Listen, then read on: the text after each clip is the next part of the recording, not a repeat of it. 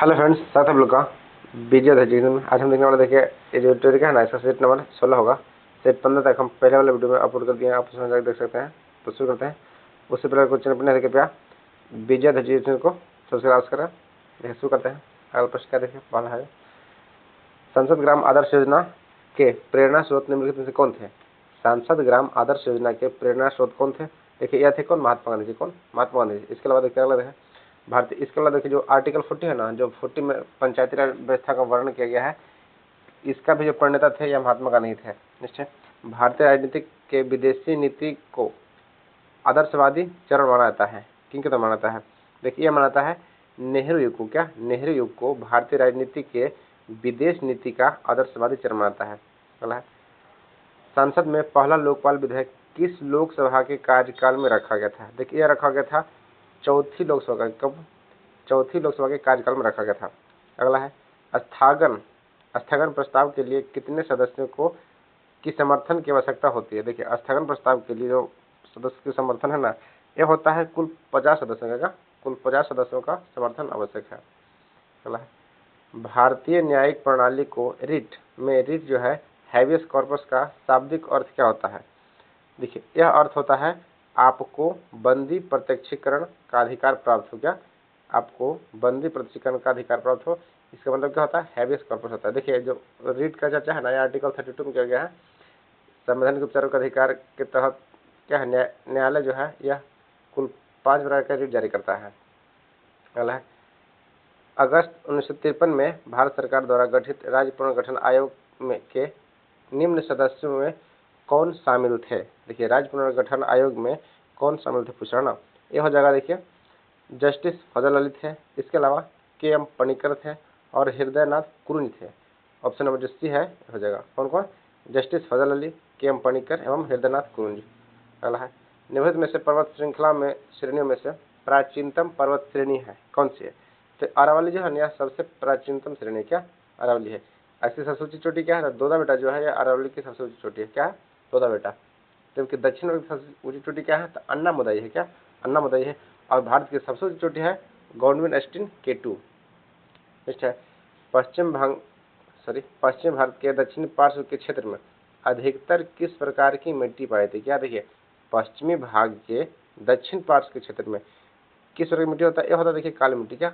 काली मिट्टी को रेगुर मिट्टी या कपासी मृदा कहा जाता है।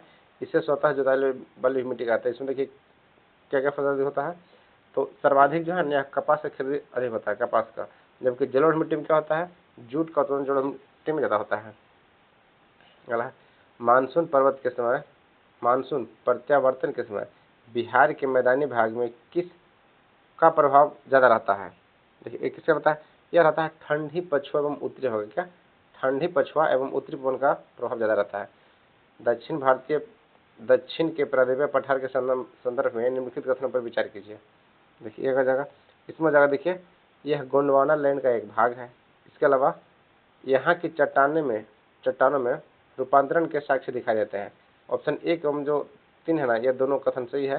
तो क्या हो जाएगा? इसका ऑप्शन नंबर सी हो जाएगा। सातवाहन शासकों के संदर्भ में निम्नलिखित कथनों पर विचार कीजिए। देखिए सातवाहन के बारे में विचार करना है। यह क्या हो जाएगा? इसमें देखिए इन्होंने बौद्ध धर्म और ब्राह्मणवाद को संरक्षण दिया है। उन्होंने देखिए अश्वमेघ और राजसी यज्ञों के प्रदर्शन को पुनर्जीवित किया है और इस प्रकार ब्राह्मणवाद को बढ़ा दिया।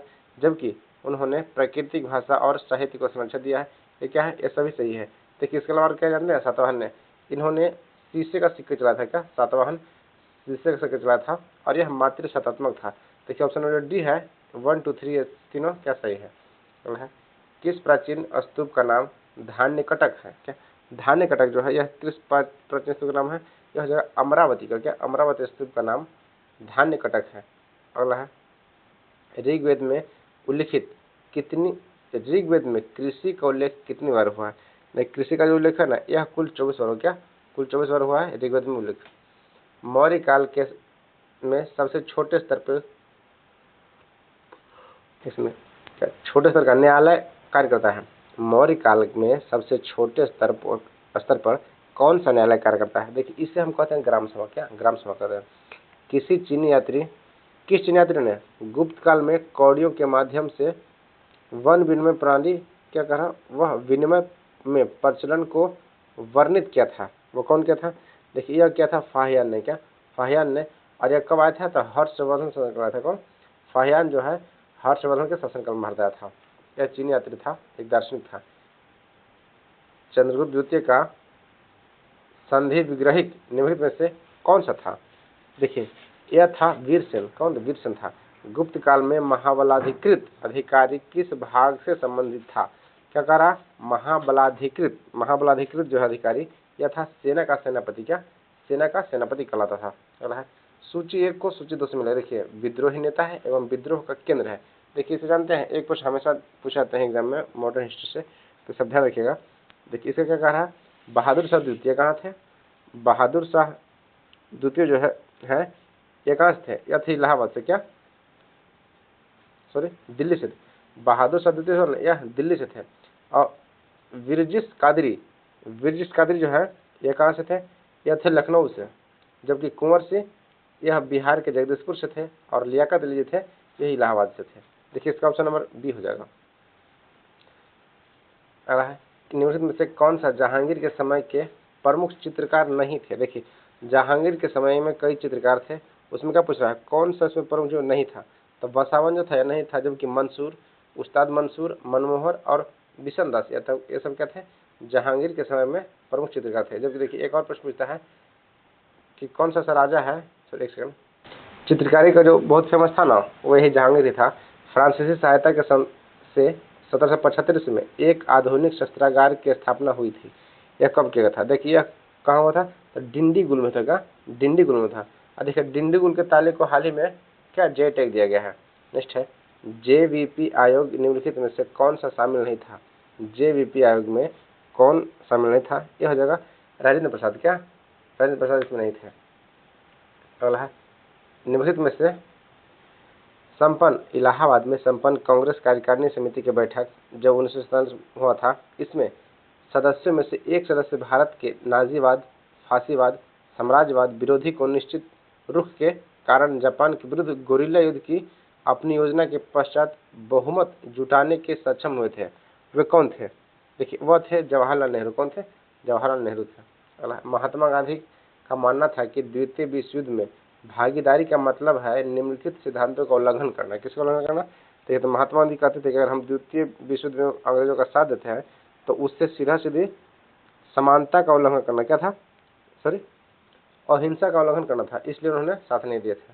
अहिंसा हो जाएगा, ऑप्शन डी हो जाएगा।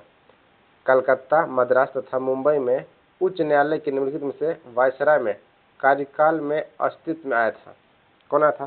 देखिए यह आया था लॉर्ड कैनिंग। क्या? लॉर्ड कैनिंग आया था। अगला है इलाहाबाद की संधि के बाद रॉबर्ट क्लाइव ने मुर्शिदाबाद का उप दीवान किसे बनाया गया था? देखिए जो मुर्शिदाबाद उप दीवान बना था यह बना था मोहम्मद रजा खान। कौन? मोहम्मद रजा खान बना था। अगला यदि किसी गोलीय दर्पण को किसी द्रव में डुबाया जाता है तो उसकी फोकस दूरी पर क्या प्रभाव पड़ेगा? देखिए उसका फोकस दूरी जो है ना यह अपरिवर्तित रहेगा। ध्यान रखिएगा, क्या रहेगा? वह अपरिवर्तित रहेगा। अति चालक का लक्षण क्या होता है? देखिए अति चालक हम किसे कहते हैं? तो जिसका क्या है शून्य पारगम्यता हो, उसे कहते हैं अति चालक कहते हैं, मतलब उसका रेजिस्टेंस बिल्कुल जीरो हो। धुआं किस प्रकार के विलयन का उदाहरण है? देखिए धुआं जो है ना यह गैसों में ठोस का विलयन है। क्या है? तो गैसों में ठोस का विलयन है। निम्नलिखित में से कौन सा एक कोशिकीय हरित शैवाल है? देखिए एक कोशिकीय हरित शैवाल जो है यह हो जाएगा क्लेमाइडोनोमोनस। क्या? क्लेमाइडोमोनस। क्लेमाइडोमोनस जो है यह एक कोशिकीय हरित शैवाल है। देखिए शैवालों के अध्ययन क्या कहता है? इसे फाइकोलॉजी कहता है, जबकि कवकों के अध्ययन को माइकोलॉजी कहा जाता है। निम्नलिखित में से किस पादप जगत का उभयचर कहता है? किसे पादप जगत का उभयचर कहा जाता है? देखिए अति महत्वपूर्ण प्रश्न है, इस एग्जाम में कई ही पूछा भी जा चुका है, क्योंकि इसे ध्यान रखिएगा। तो पादप जगत का जो उभयचर है ना यह ब्रायोफाइटा कहते हैं। किसे कहते हैं? ब्रायोफाइटा कहते हैं। निम्नलिखित में से कौन सा जीव परजीवी पोषक युक्ति को दर्शाता है? देखिए परजीवी पोषक युक्ति जो है यह अमरबेल है। क्या? अमरबेल जो होता है ना, जो पेड़ पौधे पर रहता है वह बिना पत्ते का रहता है और सिर्फ लता लता ही रहेगा। निम्नलिखित में से कौन सा द्विलिंगी पुष्प है? देखिए जो द्विलिंगी पुष्प है यह हो जाएगा गुड़हुल एवं सरसों। जो उड़हुल है ना, गुड़हुल एवं सरसों जो है यह द्विलिंगी पुष्प है। यकृत में यूरिया का संश्लेषण किसके द्वारा होता है? देखिए यह होता है ऑर्निथिन चक्र के द्वारा, क्या ऑर्निथिन चक्र के द्वारा यूरिया का संश्लेषण होता है। नेक्स्ट है, और यूरिया क्या है, यूरिया जो है जानता है, यह रासायनिक प्रयोगशाला बनने वाला प्रथम कार्बनिक यौगिक है। इसका जो खोज किया था यह वोल्हर किया था। कौन? वोल्हर किया था। मानव के निम्न अंगों में से कौन सा एक प्रतिरक्षी अनुक्रिया के प्रदर्शन में शामिल नहीं है? यह हो जाएगा मस्तिष्क। क्या है? मस्तिष्क हो जाएगा। अगला है, हमारे शरीर में त्वचा के तल के नीचे विद्यमान वसा निम्नलिखित में से किसके विरुद्ध अवरोधक का कार्य करता है? देखिए, यह करता है शरीर की जो ऊष्माक्षय है ना, इससे रोकता है। क्या? शरीर की जो ऊष्माक्षय है इससे रोकता है। निम्नलिखित में से किस आहार में नाइट्रोजन के आहार भी शामिल किया जाता है? सो देखिए, इसका क्या हो जाएगा, इसका जो है प्रोटीन को क्या है, किस आहार को नाइट्रोजनी आहार भी कहा जाता है? तब प्रोटीन जो है ना, इससे नाइट्रोजनी आहार कहा जाता है। क्या? प्रोटीन को नाइट्रोजन आहार कहा जाता है। अब प्रोटीन का कार्य क्या होता है शरीर में? तो ऊतकों एवं मसल्स का निर्माण करना शरीर में प्रोटीन का कार्य होता है। निम्नलिखित में से औषधि कमी से क्वाशिकोर नामक बीमारी होता है। अगला है, कौन सा एक यौगिक को तुल्यांकी भार और आणविक भार समान है? देखिए, तुल्यांकी भार और आणविक भार है ना, यह NaCl का समान होता है। ये दोनों का तुल्यांकी भार एवं आणविक भार समान है। श्वेत फास्फोरस अंधेरे में किस कारण से दीप्त होता है? देखिए, यह होता है मंद ऑक्सीकरण के कारण। क्या? मंद ऑक्सीकरण के कारण जो श्वेत फास्फोरस है ना, यह अंधेरे में क्या होता है, जलता है। अगला प्रश्न देखते हैं, एक ब्रीडर रिएक्टर वो होता है जिसमें जो उपभोक्ता की तुलना में अधिक विखंडनीय सामग्री का उत्पादन करता है। निम्नलिखित में से वर्ष 1924 में वायोकॉम सत्याग्रह का नेतृत्व किसने किया था? देखिए, जो वायोकॉम सत्याग्रह है यह क्या था, केपी के मेनन ने। महाभारत के सर्वप्रथम तमिल अनुवादक कौन थे? देखिए, यह थे पेरुन देवनार। कौन? पेरुन देवनार। दक्षिण भारतीय प्रसिद्ध महाकाव्य कुरल के लेखक निम्नलिखित में से कौन थे? ये जो कुरल के लेखक थे ना, यह थे तिरुवल्लुवर जी। कौन? तिरुवल्लुवर थे। अगला है, Indian institute of biomedical research centre कहाँ अवस्थित है? यह कहाँ है? तो हो जाएगा कोलकाता में। कहाँ है? कोलकाता में। भारतीय राष्ट्रीय कांग्रेस प्रलेखन केंद्र इंस्डॉक कहाँ अवस्थित है? यह कहाँ जाएगा? देखिए, कहाँ? यह नई दिल्ली में है। डर्बी शब्द निम्नलिखित में से किस खेल से संबंधित है? डर्बी जो है ना, घुड़दौड़ से। क्या? घुड़दौड़ से संबंधित है डर्बी शब्द। अगला है, शिक्षा की जो है 10+2+3 प्रणाली का विचार विमर्श किस कमीशन ने प्रस्तुत किया था? देखिए, 10+2+3 जो है यह कौन दिए थे? तो यह दिए थे कोठारी कमीशन। कौन? कोठारी कमीशन। और वर्तमान संस्थानों की तरह दिया गया है यह कौन सा 5+3+3+4 है। अगला है, सूची को सूची दुश्मन है। देखिए, इसमें वर्ष है एवं जो स्थापित किया गया था उसके बारे में है। राष्ट्रीय वन नीति। देखिए, राष्ट्रीय वन नीति कब लाया गया था? यह लाया गया था वर्ष 1988 में। अगला है, राष्ट्रीय विद्युत नीति। यह लाया गया था वर्ष 2005 में। और RTA भी कब लागू किया था? राइट टू इन्फॉर्मेशन जो है यह भी 2005 में लागू हुआ था और यह राजस्थान में सबसे पहले लागू हुआ था। अगला देखते हैं, भारतीय खनिज नीति।